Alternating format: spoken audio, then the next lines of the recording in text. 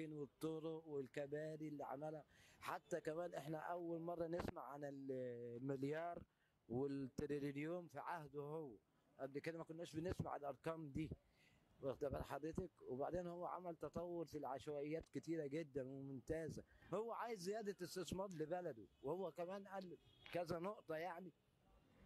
قال لك ان انا عايز مصر ديت تبقى زي كلها عاصمه اداريه جديده وزي العالمين. يعني ده حاجه ممتازه وحاجه كويسه اللي بيعملها يعني. وتطورات جامده في الطرق والكباري والمواصلات والمينا كمان. اتكلم ان هم بيتكلموا عن المينا، بيقول لك اتباعت إيه؟ ده استثمار جاي. ده مين كان هيعمل بالتكلفه اللي هو قال عليها 70 مليار؟ مين راجل اعمال هيحط 70 مليار؟ ده راجل الاعمال هو عايز يحط جنيه يكسب 2 جنيه تاني يوم. ما فيش كده. ما فيش راجل اعمال هيقدر يساهم ويعمل بالمبالغ اللي هو كان بيتكلم عليها.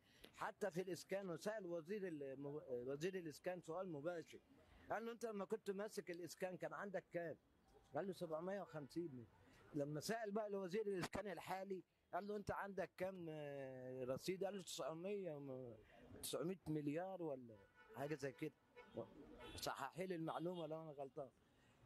واخد بال حضرتك الراجل ده يعني عنده مصداقيه وصريح ووضوح. عمرنا ما شفنا. انا حضرت جمال عبد الناصر، حضرت السادات، حضرت حسني مبارك. ما فيش رئيس جمهوريه بيطلع بالشفافيه والوضوح ده، بيتكلم وقلبه على المواطن الغلبان. يعني شوف بيقول لك ما فيش زياده بنزين ولا في زياده اي كهرباء ولا حاجه.